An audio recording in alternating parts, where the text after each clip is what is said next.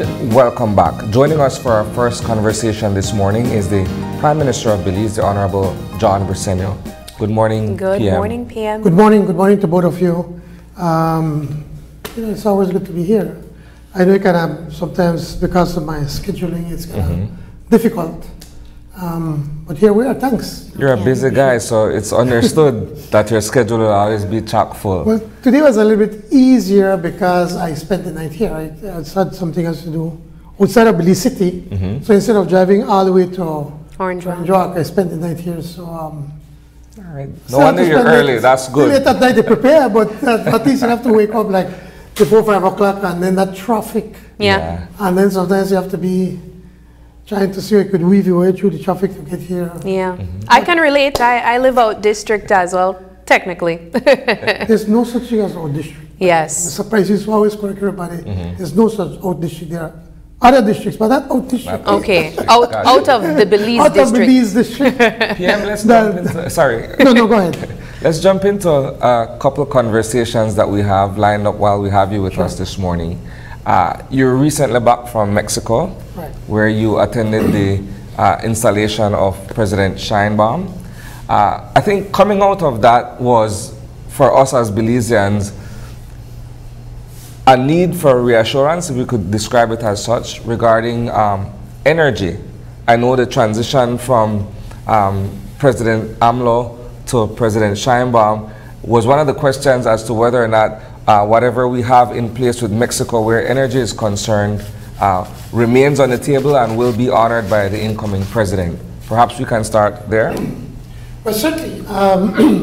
This is my the first time I spoke with her, with President Sheinbaum, was when she was elected the first time, and I was asked to because I already said when I met with President Lopez Obrador, I said, I'd love to congratulate her when she wins.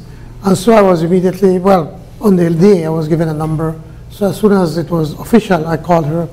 And very quickly, he just said, hey, we're doing these things. And he said, listen, don't worry about anything. Everything's going to continue whatever President Lopez Obrador started. We're going to finish it. Fast forward to last week, Tuesday. We didn't have a lot of time to speak. Obviously, it's a very busy day. It was a historic day. It was an emotional day. When President Lopez Obrador walked into the Congress, you could see all the crowd, they were just shouting and touching him, wanting pictures. And then the same thing happened when she came in. And to see, somebody mentioned that President Lopez Obrador looked like a very proud father passing over, the official sash or ribbon to President Sheinbaum, was everybody knows as Claudia. It's so historic, so emotional to be people behave. After that service, because you can't get a lot of guests inside, because it's in the Congress, and so they only have a little bit of the galleries on top, at the top, looking down. We then met afterwards briefly, take pictures, spoke quickly, and again she reassured me. Says, don't worry, Prime Minister, the work that you started with President Lopez Obrador, we are going to continue. We're the same party, same policies, and build on top of what we did. We had a lunch, and then when I went to tell her that I'm leaving, again, she reassured me. So I feel fairly confident that things are going to work out based on what we had agreed with President AMLO. Actually, he said that once they kick in, they're building 2 new plants of about, I think it's about 1.2 gigawatts of electricity in the region. And he said we could bump you up to 80 megawatts if you want. And we said, well, I remember CEO Jan Mencio like, whoa, we never had so much. Actually, we were only limited, I think, about 55, and we got to the 60 this time. I had a meeting with the new Secretary of Energy. Remember, the first name is Elena Gonzalez Escobar. Exactamente. Yes. Thank you, you have it there. Just remember the light. And I met with her, it was her first day in the office that morning, along with the technical people from CFE. The new secretary or the new CEO had to go down to Acapulco because they had problems there, flooding, hurricane, to see what they need to be able to get electricity back to the people. Again, we spoke on the importance of keeping the lights on. I made the point that Belize, our economy, has been growing very fast. As you know, this first semester, we had about 10% GDP growth. And we've become victims of our own success because now we're using the electricity that was projected for 2028 in 2024. Of course, when you add the issues of climate change and this phenomenon where you had this hot heat wave coming through Belize, something honestly I've never experienced it before. It's new to many of us. And maybe you'd get hot one day, but to have it consistently for several weeks. Heat waves are extensive. So then people then started using more ACs and people buying ACs that did not have. So we said our call centers or hotels, they depend on having a reliable source of energy. But now, so what have we been doing? We have been doing a number of things. We very soon BL will be making bids for proposals. I think they've already done one. We'll be meeting and going through the RFP, the process, as to how you bid for electricity. And on Wednesday we have another meeting, which I would chair, along with BL and PUC and the Ministry of Energy. And we made the point to them that for a growing economy and for Belize, that we're really just making a name for ourselves. Never people didn't look at Belize. It is important to keep the lights on. There's a group in Belize right now that they've been talking to another company outside of Belize that they have these ships that have these huge plants. So they're saying that they can contract this. They have already signed an agreement with this group, and they can bring the boat, but the boat produces 80 megawatts. We can't use it. A good thing about the agreement that we have with CFE, we can buy and we can sell. So our idea was to go to them and pitch the idea, listen, it will be far easier for Belize to bring the ship to Belize. We use what we need and then we send over the rest to you at a very small margin to pay for the expenses. And they were quite excited because, like us, the Quintana Roo depends pretty much solely on tourism. Last year they had over 18 million visitors, so they can't afford the blackouts just like us. So we had a very good meeting. We set up a team that will comprise people from BL, Ministry of Energy, Ministry of Finance, I think PUC, to meet with their technical people now to start to work out how we can do this. They need electricity and energy just like us, so we need to find how we can address this issue. In all of what you're saying, PM, and I respect the fact and acknowledge the fact that we are exploring other options to be able to keep the lights on as you've described, but I'm not necessarily hearing energy self-sufficiency. No, man, you're missing the whole point. Okay. Respectfully. Right now we have to do today, which is this. We have a number of projects coming online with solar. We already have the 20 megawatt generator in San Pedro. Once we get that generator going, I think we'll be right there at the edge, avoiding the blackouts. But it's more expensive because it's diesel. It can also do natural gas, but we don't have the facilities of the natural gas there, and this is only a temporary fix to get us out of this crisis. I don't want to sound too alarmist, but the shortage of electricity. Once that is done, we're going to move it into another part of the country, because also we need to keep the electricity stable, and because when you have solar, it fluctuates, so you have to have a battery bank, which we're investing $100 million on that, funding through the World Bank, and also getting some funding from the MCC compact that we signed. Remember, 20% of the $125 million US, or the $250 million Belize, is going to be spent also on energy. And that's, apart from looking at the regulations and how we run, that is going to be a part of it. So we are working not only to be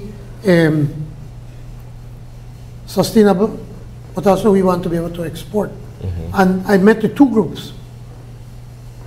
One is the legacy group. The legacy group has over 10,000 employees, and they have casinos, they have hotels, they're in the energy production, transportation of fuel, and so forth. And I met with them. They just bought the franchise for this universe, by the way. And in the discussions, you know, they wanted to talk about it. They're looking at Belize if we could buy fuel, what we can do. But they became excited when I was telling them, because they're also in solar, in the northern part of Mexico. I told them, listen, when you look at Belize, don't look Belize, look at Central America, look at Guatemala, Mexico, look at the Caribbean. And that's, I said, presently we have an agreement with CFE. I said, we buy from them, but we could also sell.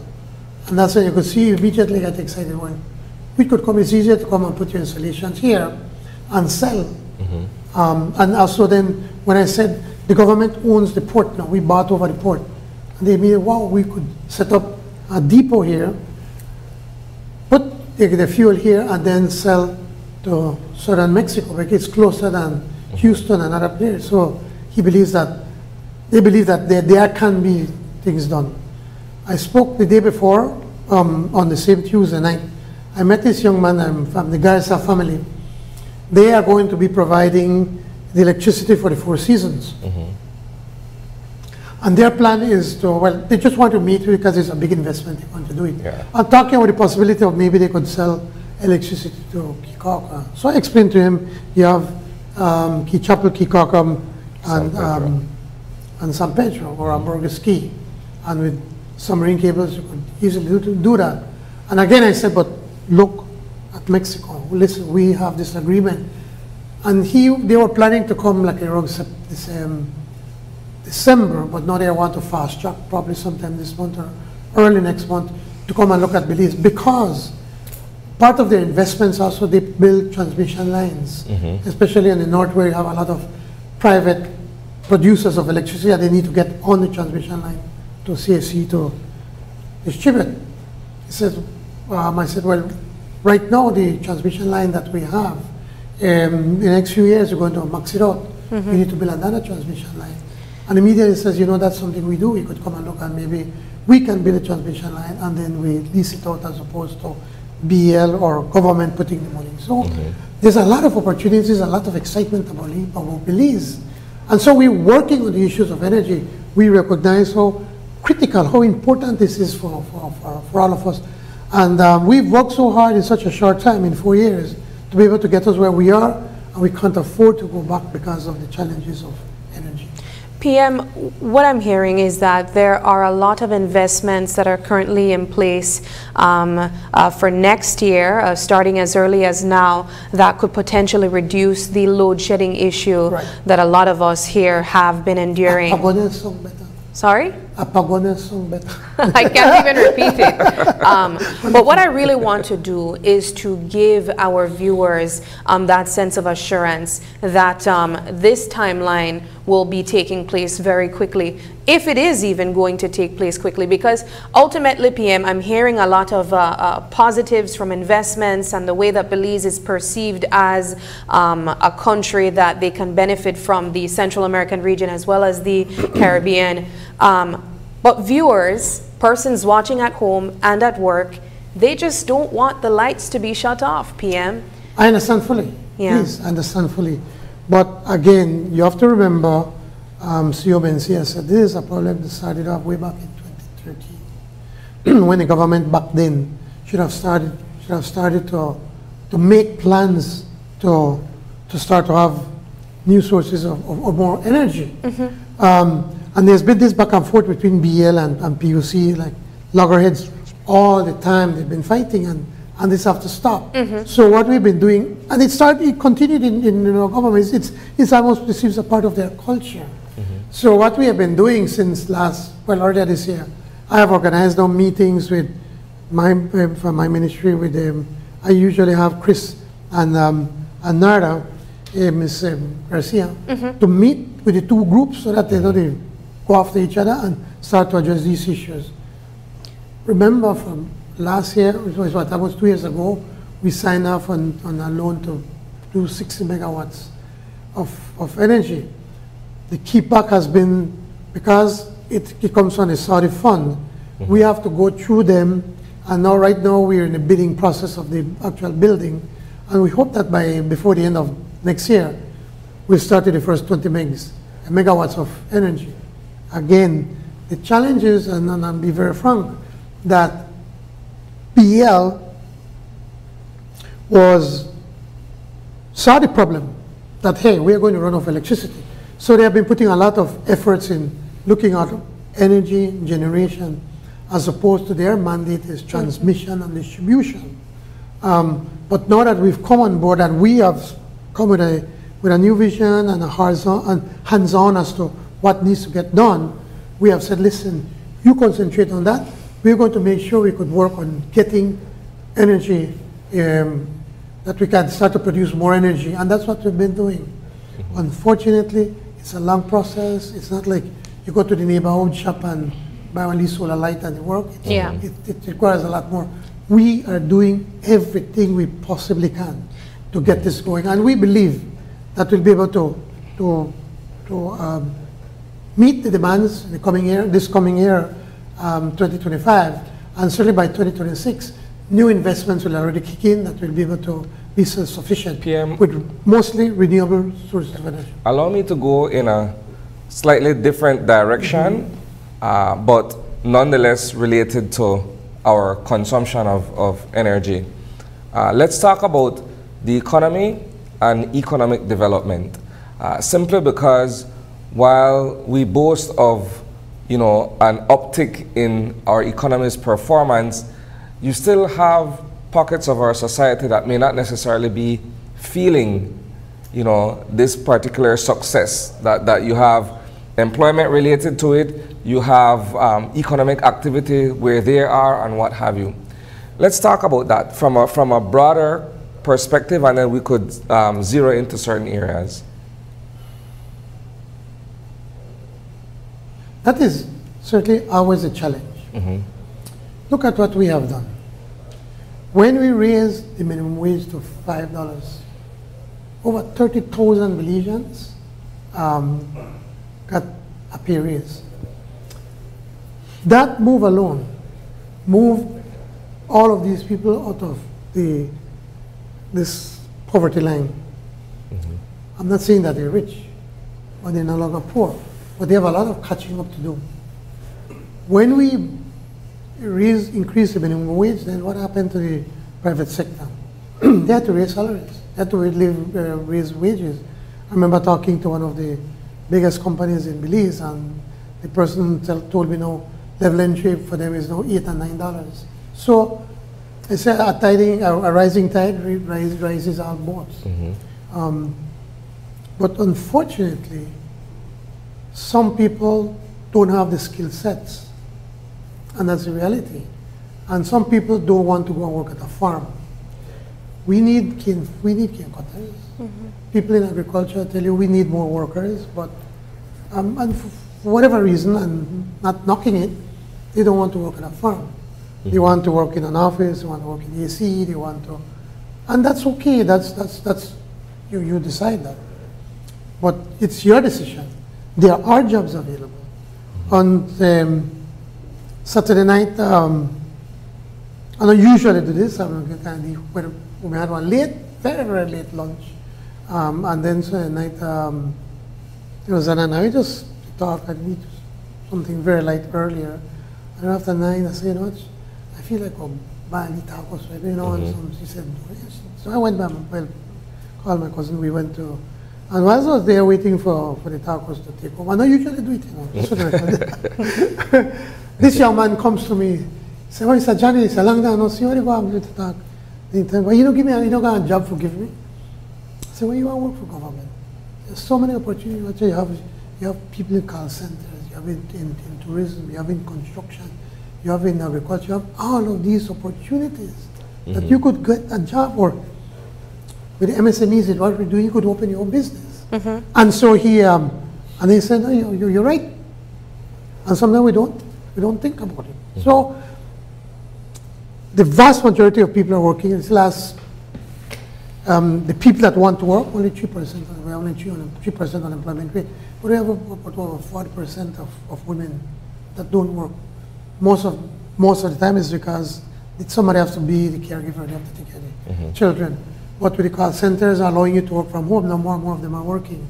So there are things that we have to do, and we're doing exactly through, especially through the Ministry of Education, through the through Beltrade with the MSME, where we wrote the map the other day, and whereby we went to the actual towns to present to them and hear them out what you can do, what you can strengthen, all the opportunities we're giving to small businesses. Now they could apply for a development concession up to $1 million over 4 years, and trying to see how we could get them to have access to some of, I think, 20% of government services and purchases. So there's so much that's happening, but sometimes people are not fully aware, and some don't have the skill sets. So we have to be able to work with them to provide that for them. I want to stick on that same point, PM, because you mentioned something that I think is really important for us to bring up, and that is the booming BPO industry. You made a point that many young people are considering that avenue when they go into the workplace. But we are also looking at the rise of the BPO industry as one of those instances where young people are avoiding working in farming industry, the agriculture industry, and even entry-level jobs, so to speak, as well. What are your thoughts on what the BPO industry now represents as we are seeing these entry-level jobs not being as attractive as they once were? Well, the BPOs have been a game changer. The BPOs have exploded in growth. Maybe about, when we just got in, there was, I think, about 1,500 people working. Right now we've going to over 17,000. And why do they come to Belize? They come to Belize because of our young population, we're bilingual, we're fairly well educated, you know. Sometimes we knock ourselves too hard. We don't realize the tremendous skills and talent that our young people have. And so now these BPOs now are starting to go up the value chain now. They're not just answer the phone, but actually provide services, trying to do accounting, troubleshooting, you know. So it's the whole company. You need IT departments, everything. And it's increasing, and the salaries are getting even better. They are. A lot of these BPO persons are paying income tax, PM. Yes, they are, and that's why we use it. Now what we have done, we've increased the threshold to 30,000. So that in itself, over 5,000 people are going to be benefiting from that. We're doing a lot of stuff. And the BPOs, but I tell people too that you could also use the BPO as a stepping stone. You go there, you have a good job, and then look around. If there's something else better, then you go, if that's what you want. A few months ago, Minister of Labor and Immigration jointly, we presented a paper to Cabinet, whereby now that we'll be able, we're wanting to make it easier to provide temporary seasonal workers that can come into work and then they leave. And we're computerizing the whole system. So now employers no longer have to go to Immigration Department and to the Labor Department. They do it online. We should launch that. It's pretty much finished, just trying to make sure it works properly. You, for instance, if you are launching it, Isani, and say you're hiring me and I live in Mexico, you put in all the documents. Labor has 1 week to yes or no, and once that goes to immigration, immigration has 2 weeks to approve it. Once that is done, all of that is done electronically. Then you get your notice, you send it to me, and say you could show up, bring your paper. I show up to any of the border entries. It's going to be in a system that I have a work permit to come in, and they give me the visa, I come in. Once I start to, then immediately as I come in, a message is sent to Social Security and to BTS, Belize Tax Services, that John Briceño is coming to work for Isani Cayetano. And also now you, Isani, have 30 days to go and register me. Whereas then they are going to come at you because they have not registered. So we're using technology to be able to be more effective and more efficient and to address the issues. Let's go back a bit, PM. With the adjustment of the income tax regime, if I could describe it as such, you made that announcement during your State of the Nation address recently. And when we look at the cumulative numbers of persons who are to benefit from that, some would argue that it's a drop in the bucket. If you look at 3,000 some odd people who are the immediate beneficiaries of this adjustment versus the overall size of the workforce, some people would say that it's nominal. It's 3,000 more. Actually, it's 5,000. And these are the preliminary numbers that we're looking at. As more and more people come to work in the BPO and so forth, we're going to be able to see exactly how many people are going to affect. We're going to positively benefit from it. But look on the bright side. Then that means we have less people working for less than $30,000, don't you think? We should look on that. Imagine how many people are earning more than $30,000 a year, as opposed to say, oh, they only just leave it. The point is that with the adjustments that we're doing, there was, I remember back when former Prime Minister presented to the House what they were doing, the amendments. And I worked several cases to point out to say, listen, this is a glitter but no substance, because people ended up paying more taxes. Because once you reach to 26,000, you hit the threshold, then you start to pay at just below 20. So you lose all of these exemptions. It meant nothing. There are instances when your pay raise would take you into another bracket, and the tax is so high that it's not worth it, because you're paying either everything you earn to the tax, or you pay even more. So we have made that adjustment. We have made that adjustment to avoid that from happening. So that is what we wish. That is just the first step. Our plan, again, as I said, Plan Belize is a transformative document. It's not just look at a 5-year manifesto. It's talking about 15, 20 years from now, we're talking about getting rid of poverty, reducing our export or deficit by 50%. These are things that take time to be able to address. But our plan is to eventually erase or ease out from income tax, or at the very least take it up to a very high threshold, probably 75,000 or more. But the ideal situation is to remove that, and then as the economy grows, then find where else we could be able to get the funds or the monies, because we do need the money. Please, let's not forget that. And that's the fear that I hear from a lot of people who once celebrated the raising of the income tax, but also questioned whether there would be some catch. No, there's going to be no catches. Like, will we have to pay it in our groceries? Will we have to pay it in our fuel? But okay, the groceries, most of it don't pay taxes. Okay. It is, as I said, I've tried to explain over and over and over. This is, inflation is imported into Belize. Unfortunately, what has happened is that we have a lot of unscrupulous retailers. It's not even at the wholesale, The wholesale is a cutthroat business. They are lowering the price to be able to get the sale. But the grocers, the retailers, they hold on to it. They don't pass it on. And of course, there are many issues of the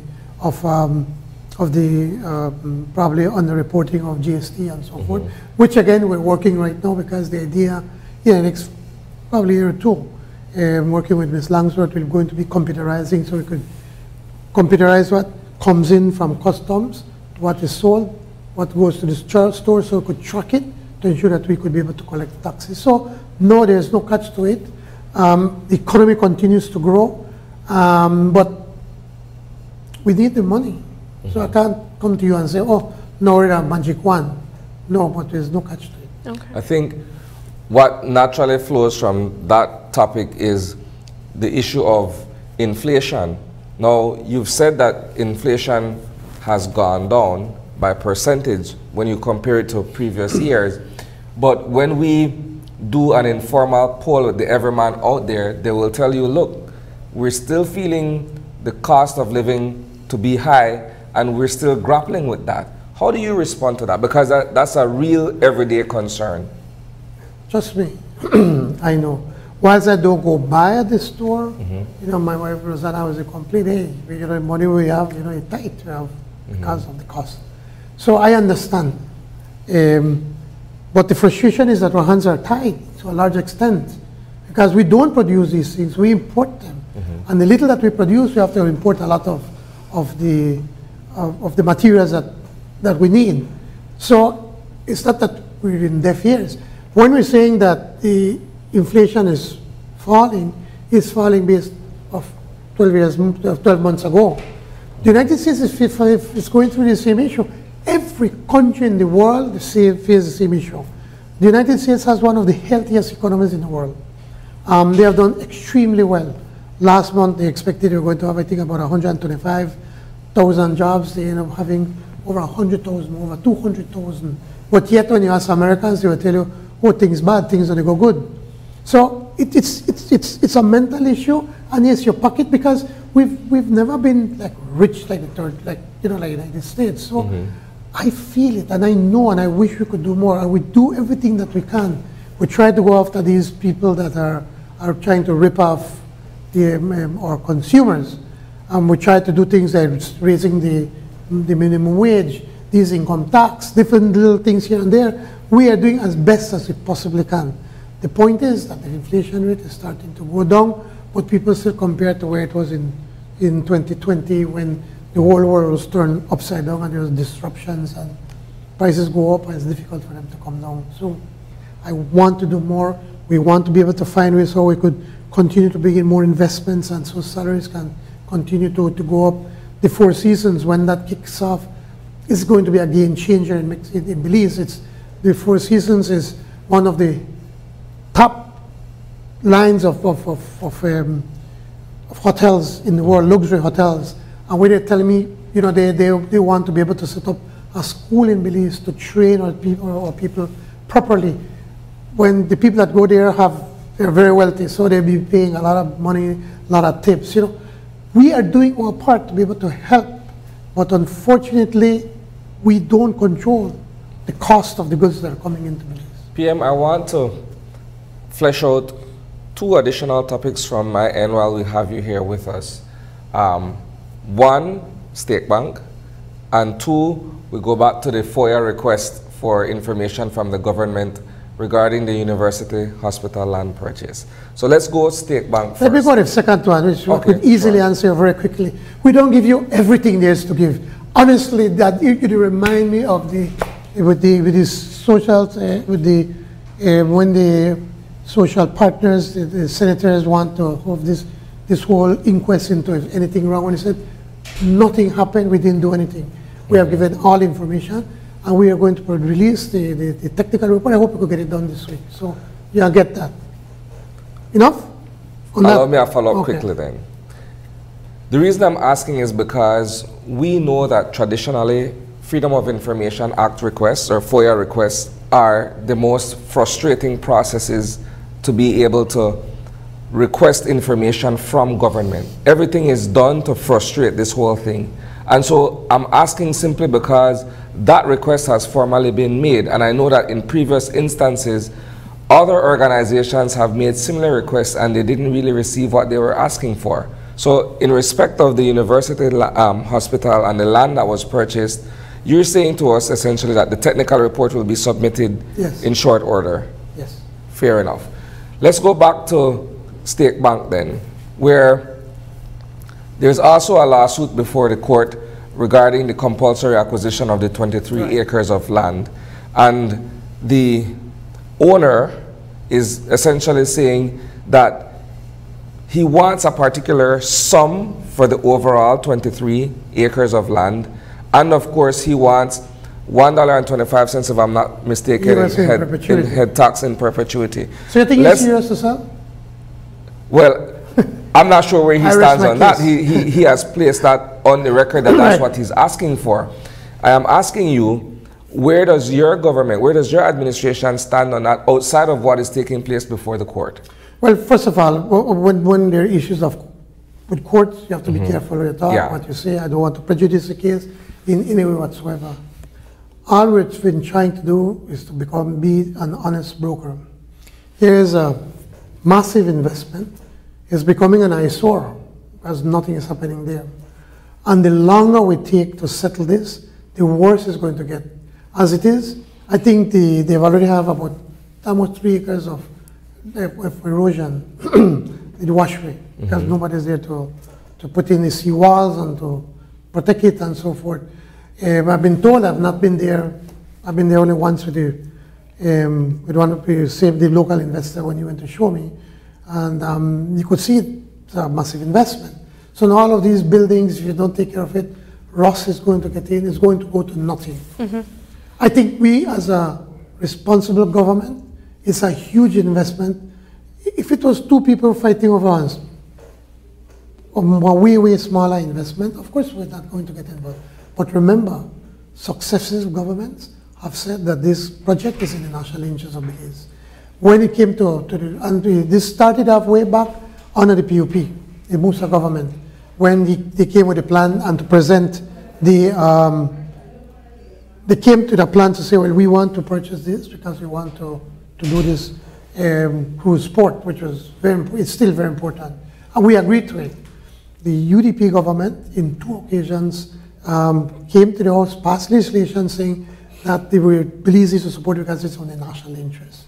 Fast forward to our time now, here's a dispute over a project that successive governments have said is in the national interest of Belize. We got involved as honest brokers, trying to find a compromise between the 2 groups.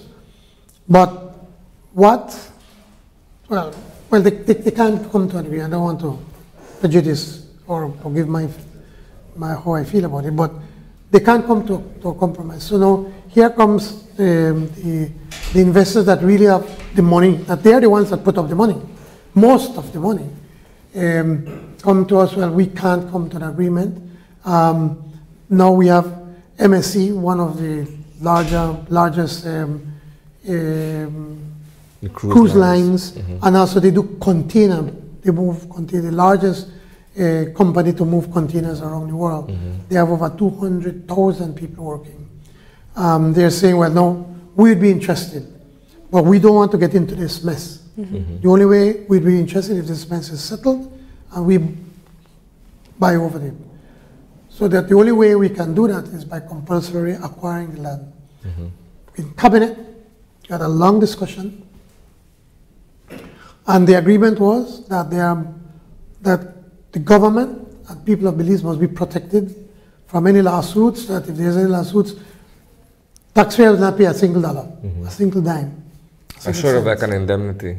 So I'm coming to the point. Okay. So based on that, we decided we want an indemnity, and also not only the indemnity, but also they made a deposit, I think it was about $7 million in the name of Belize, of the government of Belize, at the Atlantic Bank.